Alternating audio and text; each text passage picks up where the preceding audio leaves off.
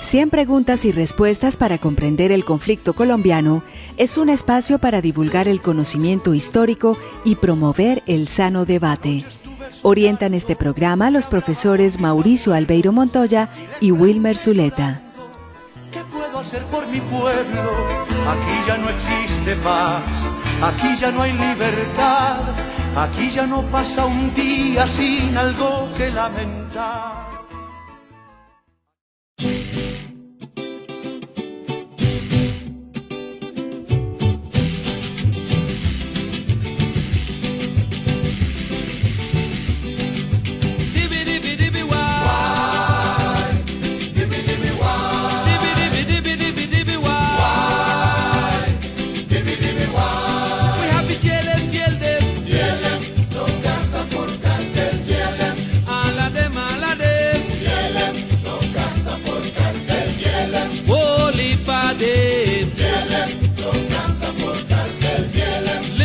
Listen me Creole.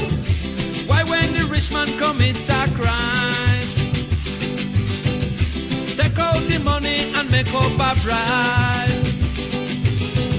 But when the poor man commit a crime, I say he must fi go to jail and all him do is ball, and God that know that should never be. No casa por cárcel, Governor, deputy and sheriff, no casa por cárcel, judges, liars and nurses. no casa por cárcel, Listen me Creole. Christopher Colombo 60 million kill. Lord. Hitler, Mussolini another million them kill. Me want to tell you about Silvio Casagrande. 1-800 have them out there hungry, balling, starving, Lord. no casa por cárcel, Over a deputy and sheriff, no casa por cárcel, judges, liars and nurses. no casa por cárcel, Everybody say, no casa por cárcel, dibby dibby dibby dibby dibby why, Dibby dibby why, dibby dibby dibby dibby dibby why. dibby dibby why, Me have to jail them, no casa por cárcel, all of them, no casa por cárcel, Listen me Creole. Me hear them at about restructuration. The only thing them do is create starvation. Me want to tell them about the revelation. Them unhappy faith, but boy call Satan brimstone thirsty fire. no casa por cárcel, Rona de Nueva Esperanza, no casa por cárcel, over Bogotá and the Picota, no casa por cárcel, down at the one in Picalenia. no casa por cárcel, We have to build back one named Gorgona, no casa por cárcel, Governor, deputy and sheriff, no casa por cárcel, Governor, liars and doctors. no casa por cárcel, Holy Padre, no casa por cárcel, sing along, sing along, sing along. no casa por cárcel, Abajo la casa por cárcel, no casa por cárcel, no a la casa por cárcel. no casa por cárcel, A la de no casa por cárcel, Holy Padre. no casa por cárcel, Sean todos nuevamente bienvenidos a su programa radial 100 preguntas y respuestas para comprender el conflicto colombiano. Como lo habíamos anunciado en nuestro programa anterior, hoy continuamos de la mano del profesor Steve Steele Castillo, quien es un raizal oriundo de San Andrés, politólogo y gran conocedor de la historia de su etnia, además profesor de la Universidad de Antioquia en temas de cultura raizal, pero también en temas de cultura caribeña. Hoy continuaremos conversando con él y contando una gran variedad de historias. Escuchábamos al principio del programa la canción Jail Team, una canción del grupo Creol que es cantada en lengua nativa, es decir, en creol, posee algunas partes en español y cuyo título significa algo así como enciérrenlos o encarcélenlos, y tiene que ver en relación con la corrupción y aquellos que a pesar de todo piden casa por cárcel. Una canción bastante crítica sobre un tema pues, que siempre ha sufrido no solo el país sino América Latina.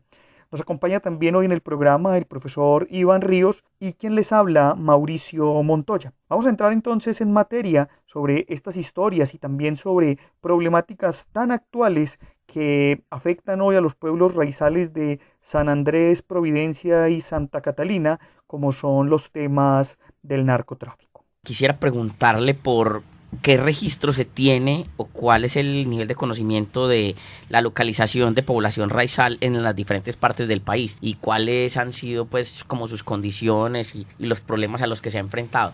Pues digamos que la integración de los raizales al resto del territorio nacional históricamente estuvo pensada como el culmen de la asimilación cultural de las personas. Es decir, el culmen de la desapropiación de todas sus características, todo su modo de vida, el entendido de que pues llegando acá muy seguramente íbamos a perfeccionar el español, muy seguramente íbamos a abandonar nuestros credos y pues un montón de circunstancias más, y así reza pues en un documento que en los años 70 emite el Consejo de Defensa de la Seguridad Nacional, no recuerdo el nombre exactamente, pero sé que es una dependencia de la Presidencia de la República, que se conoce como el Plan Secreto para San Andrés, Providencia y Santa Catalina, donde señalan que justamente el envío, sobre todo de estudiantes raizales, ¿sí?, a cursar estudios superiores en la Colombia continental, tiene como propósito justamente esto. De alguna manera, consolidar un contingente humano de profesionales que le permita al Estado apalancar todos sus despliegues en el territorio. Y ya frente a cómo eso se ha transformado en el tiempo, pues observamos es que los efectos han sido contrarios a los que de pronto ese plan buscaba, porque de pronto la oportunidad que representaba para muchos raizales el hecho de cursar estudios superiores en continente, pues ha servido para también alimentar todos estos procesos de resistencia y demás. Ahora, conozco de procesos de caracterización muy avanzados de población raizal en la Colombia continental, sobre todo en Bogotá, donde ya son sujetos de política pública, tienen ciertos reconocimientos por el distrito y muchas otras cosas más. Aquí en Medellín hemos venido trabajando con la Dirección de Etnias para hacer una caracterización de la población raizal en Medellín, y esto está contemplado en un documento que se conoce como el Plan de Etnodesarrollo, ¿sí?, y la política pública afrodescendiente. Esto pues actualmente tiene algunos problemas de trámite, pero busca justamente eso, conocer cómo es la vida de los raizales en la ciudad de Medellín, retomando un poco la experiencia que tiene Bogotá actualmente, donde se celebra una semana raizal todos los años, justamente para generar espacios de encuentro para la comunidad raizal en la ciudad, para sus prácticas culturales, gastronómicas, religiosas, artísticas, y pues ya es un escenario muy reconocido en todo el país. Profe, si habláramos de población en términos de números, ¿cuánta comunidad raizal hay en Colombia en relación con el último censo o incluso con los estudios que usted ha realizado? Pues se habla de que los raizales, pues siendo una diáspora no solamente en la Colombia continental sino en el resto del mundo, son alrededor de pues unas 40.000 personas, ¿no?, las que están en la diáspora. Ahora, nosotros en Medellín hemos identificado sobre todo pues personas que vienen a cursar estudios superiores por lo general, y estimamos pues según algunas estadísticas que nos han compartido, sobre todo de personas que vienen hacia acá con ese propósito desde las islas, pues no es ninguna fuente oficial local ni nada por el estilo, que son alrededor de 600 o 700 jóvenes los que actualmente están en la ciudad de Medellín cursando algún tipo de estudio superior. Profe, vamos a hablar un poco de los asuntos problemáticos, tanto pues en los territorios isleños que afectan a la población raizal. Es un hecho, históricamente hablando, que San Andrés, Providencia y Santa Catalina pues no han sido un territorio marcado por los efectos del conflicto colombiano como se ha entendido en las otras localidades. Pero hay un fenómeno que ha marcado el territorio de la comunidad durante durante las últimas décadas, que es el tema del narcotráfico, y eso pues ha tenido como consecuencia no solamente la violencia, sino también una serie de variaciones y problemáticas para los pueblos. Profe, ¿qué podemos decir frente a ese tema? ¿Cuáles son los análisis e incluso qué tipo de respuestas están tratando de brindar para esta situación? Se dice que el narcotráfico llegó a las islas en los años 80. Hay una novela de un escritor providenciano que se llama Lenito Robinson, donde se relata cómo los providencianos usaban sus conocimientos de mar y de navegación para proveer de armas a la contra nicaragüense o incluso para constituir ese circuito de narcotráfico del que actualmente hacen parte las islas, al punto que pues hoy la BBC califica a Providencia como la isla donde los hombres desaparecen, porque alrededor de 800 personas han desaparecido pues en estos viajes, ¿no? Con droga hacia los Estados Unidos o para abastecer gasolina a todas estas embarcaciones que llevan a droga hacia el norte. Ahora, frente al diagnóstico de las causas de toda esta problemática, lo que se advierte es que todos estos procesos de marginalización económica, política, que han sido impulsados sistemáticamente y en ocasiones desde el mismo Estado colombiano, han llevado a que los raizales, ¿sí?, sobre todo los de los estratos más medios y bajos de la población, pues incurran en este tipo de prácticas, ¿sí?, al verse excluidos de todos los repartos pues de beneficios que hay en la sociedad de raizales, que hay en la sociedad isleña, y pues esto ha llevado a que estos conocimientos del mar y de la navegación sean aprovechados en algo que les ofrece una renta inmediata y pues otras posibilidades de vida.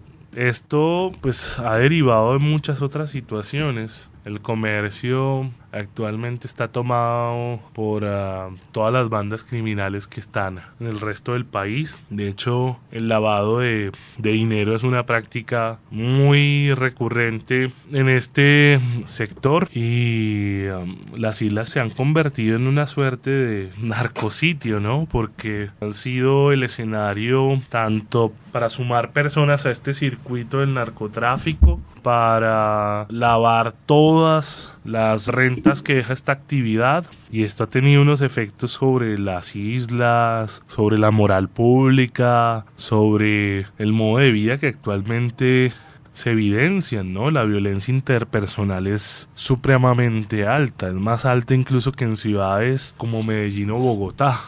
Pareciera absurdo, pero según los estudios de medicina legal es así en la actualidad. El problema de San Andrés, que la gente hace cualquier cosa por estar al mismo nivel de otro. Si les toca sicariar, sicarean. Si les toca trabajar con el narcotráfico, lo hacen. Tengo muchos amigos que he perdido por eso. Y si en San Andrés todo está revuelto, en Providencia, estas aguas que parecen mansas, por debajo están llenas de corrientes que también arrastran a sus habitantes al mismo mal. 4 costales en el agua. Arriba las manos, hermano. A la proa, destapen la lancha. Hágase más a la proa. La diferencia es que acá no hay guerra, no hay muertos ni sapos. Como dice el almirante Carlos Herrera, este es territorio de un solo capo y todos hacen caso. En San Andrés hemos visto aparentemente que hay dos grupos que quieren tener el poder del control territorial de la isla, cosa que en Providencia es diferente, y en Providencia aparentemente todo está bien, porque aparentemente solo hay una organización. Una organización de la que nadie se atreve a hablar, un capo que está protegido por un alto funcionario público. Por eso, desde que llegamos, esta parecía una isla fantasma. Para hablar de vacaciones y turismo, todos tienen una sonrisa amable, pero a la hora de tocar temas de narcotráfico, todos se escondieron. Ni el cura, ni los líderes de barrio se atrevieron a decir una sola palabra sobre el tema. ¿Por qué hay tanto miedo? Hablar de eso no conviene, especialmente cuando estás dentro del negocio. Javier Arbol, químico de profesión, fue el único raizal que rompió ese pacto sagrado que en esta isla pequeñita se paga con la vida. Hemos perdido muchos jóvenes, no sé, estamos hablando de 200, 300 jóvenes. Yo tengo familiares que están 13 años en la cárcel en Estados Unidos. Nuestros jóvenes cuando entran no van directamente, sino que primero los inducen a un sistema de consumo, ¿no? Entran y les ponen con mujeres, les dan para que consuman mucho alcohol, llevan una vida de opulencia que después tienen que volver a mantenerse en el negocio para mantener esa vida de opulencia. Son las 3 de la tarde, el sol resplandecía sobre el mar Caribe. Proceda ahí con Siracusa 11 para que establezca comunicación y lo vaya guiando al contacto sospechoso. Íbamos en 2 patrullas de la Armada cuando los oficiales detienen una embarcación tripulada por 3 hombres que dicen ser pescadores. Lo que llevaban no era precisamente lo que atrapaban con sus redes de pesca. Después de una requisa exhaustiva, esta lancha de 2 motores que pretendía llegar a Nicaragua con un cargamento de 115 kilos de cocaína fue sorprendida a plena luz del día. ¿Y cuánto pagan, por ejemplo? 400 millones, 500 millones. ¿A una persona? Sí, si es capitán, sí recibe eso, hasta 800 millones. Estarán detenidos los próximos 10 o 15 años, pero ese no es problema. A eso están acostumbrados. Morir en el intento o podrirse en una cárcel de Centroamérica o de los Estados Unidos termina siendo un sueño cumplido, sin importar que por esta aventura queden en el camino madres, viudas y huérfanos.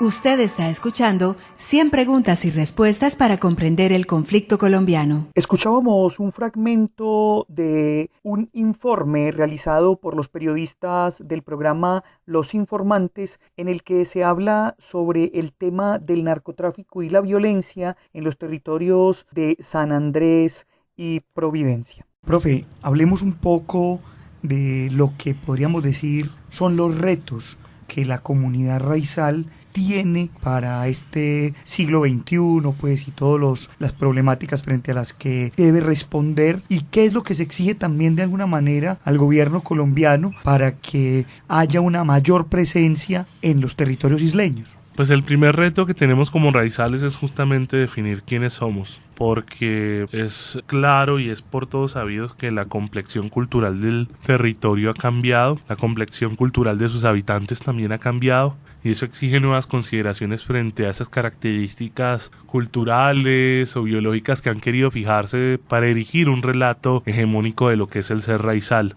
Por otra parte, cuando se habla de ese ser raizal de nueva complexión, también hay que trabajar todo lo que tiene que ver con la conciencia del lugar, y esta conciencia del lugar básicamente remite al hecho de saber habitar el territorio, porque es claro que desconocer esto ha tenido consecuencias gravísimas sobre el entorno de las islas, al punto que el archipiélago es insostenible, digamos, con los patrones de desarrollo que actualmente opera, y esto amenaza la sostenibilidad de la vida a futuro, y esto en razón de algo que también se ha llamado como la sobrepoblación. Pero ¿por qué no la postuló como un reto? Porque hay otros ejemplos en el mundo, ¿no?, de territorios insulares que han podido sobreponerse a pesar de la cantidad de habitantes que tienen, a partir de un trabajo, ¿no?, en esa conciencia sobre cómo habitar y cómo relacionarse con el entorno. Es el caso de Japón, por ejemplo, donde hay una población grandísima que presiona, que uno diría, puede eventualmente presionar la distribución de recursos, el entorno, pero de alguna manera han aprendido a habitarla de manera armónica y sostenible. Yo creo que en las islas de San Andrés, Providencia y Santa Catalina puede hacerse un ejercicio muy parecido, y en la isla de San Andrés sobre todo, que es la segunda isla más densa poblada del Caribe. Entonces ahí tenemos 2 retos: definir quiénes somos y trabajar en la conciencia del lugar. Y ya de cara al gobierno nacional, yo creería que deben darse las condiciones para que se produzca un diálogo donde se conforme de manera democrática, ¿no?, esa interlocución por los asuntos de los raizales, y no sea el Estado quien escoja con quién va a negociar. porque si uno pone a la otra persona con la que quiere negociar, pues es muy fácil obtener lo que uno quiere y uno busca, ¿sí? Mientras que si estas personas están sujetas a cierto control democrático, están obligadas de alguna manera a velar porque los intereses sean tenidos en cuenta en ese proceso. Y esto como un mecanismo para que mejore, ¿sí?, esta relación y sean superadas todas estas referencias colonialistas de relación que han habido entre el Estado colombiano y las islas a lo largo de la historia. Profe, ¿tienen ustedes el tema de la consulta previa también en relación con el gobierno? Así es. ¿Y hay alguna consulta en este momento circulando en relación con temas de recursos o no? ¿O cuál ha sido la consulta que en los últimos años, podríamos decir, ha sido más polémica en relación con recursos naturales o temas de proyectos de desarrollo en la isla? Pues la consulta previa, digamos que recientemente se ha venido empleando. Y pues hemos visto que pues incluso en la historia reciente de las islas ha sido desconocida, pues al punto que en el año 2011 Juan Manuel Santos autorizó la exploración y la explotación de hidrocarburos en zonas costeras de las islas a la Repsol YPF, y fue una acción popular la que finalmente detuvo esta autorización. Ahora, la consulta previa, y bueno, uno de los escenarios más polémicos que ha tenido, yo creo que fue la misma del Estatuto Raizal. Fue un espacio que se convocó a media tarde, donde la mayoría de las personas estaban ocupadas y no podían asistir, como para hacer una validación express de los asuntos, y generó bastante resquemor, bastante molestia en las personas que querían participar, porque pues no se les estaba garantizando justamente ese derecho. Y pues actualmente en las islas hay muchos procesos que no han acudido a este formato, pero que pues quisieran replicar algo parecido. Y ha sido más que todo a través de la movilización pues espontánea de las personas y de ciertos líderes y lideresas, porque se están desarrollando proyectos urbanísticos que sacrifican el paisaje de las islas sin ningún tipo de consulta o autorización sobre los habitantes de las islas, y esto pues a la larga puede tener efectos muy preocupantes, porque sigue existiendo la misma presión sobre el territorio y sus recursos, y siguen de alguna manera existiendo los mismos repartos desiguales de beneficios que históricamente pues han existido y que actualmente denunciamos. Entonces quizá en esta nueva coyuntura ese pueda ser un instrumento que se perfile para contrarrestar toda esta pues embestida, ¿no?, de los patrones de desarrollo neoliberal que de alguna manera están desarrollándose en las islas y que están apalancados por el narcotráfico y las rentas que deja esta actividad. Profe, ¿cuál es el papel de la mujer raizal en todas estas luchas? La mujer raizal es el pilar de todas estas luchas, ¿sí? Sons of the Soil, que fue un colectivo de intelectuales, profesionales y jóvenes raizales que en los años 90 se dan a la tarea de buscar transformar esas relaciones con el Estado colombiano. Destaca la participación de muchas mujeres en su seno, por ejemplo la socióloga Delia Robinson, que pues actualmente es la que lidera el proceso de caracterización de raizales y la organización de raizales por fuera del archipiélago en la ciudad de Bogotá, y bueno, con todos los logros que también dejó este proceso para el pueblo raizal en los años 90 en el marco de la Asamblea Nacional Constituyente.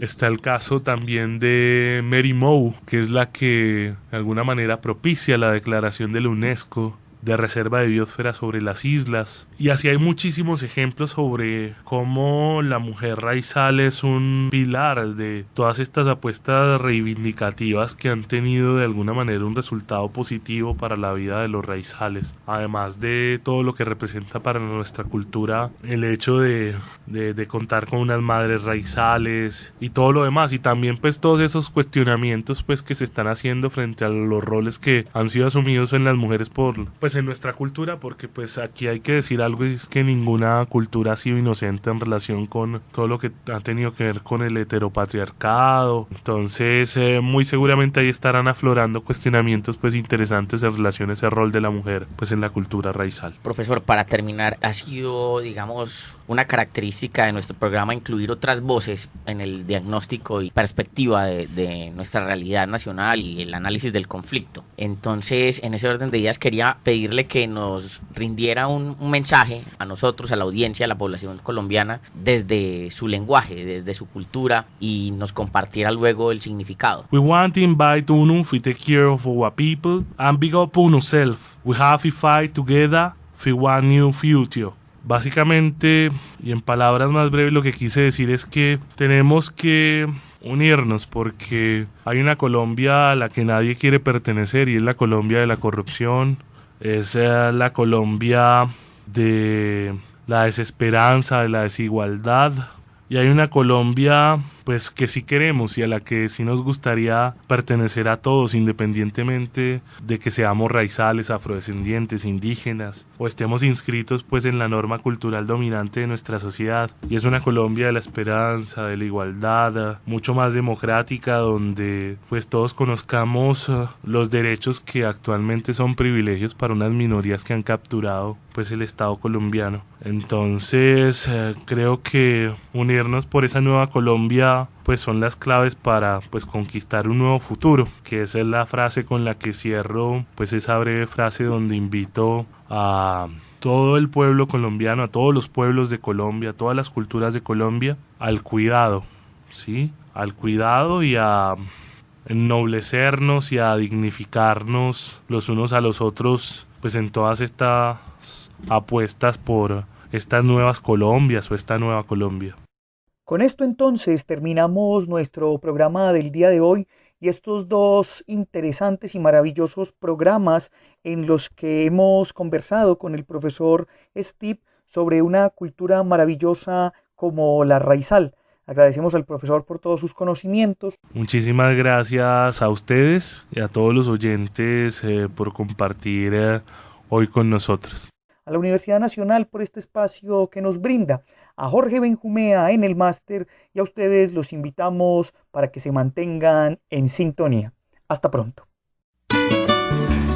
100 preguntas y respuestas para comprender el conflicto colombiano es un espacio para divulgar el conocimiento histórico y promover el sano debate. Orientan este programa los profesores Mauricio Albeiro Montoya y Wilmer Zuleta. ¿Qué puedo hacer por mi pueblo? Aquí ya no existe paz, aquí ya no hay libertad, aquí ya no pasa un día sin algo que lamentar.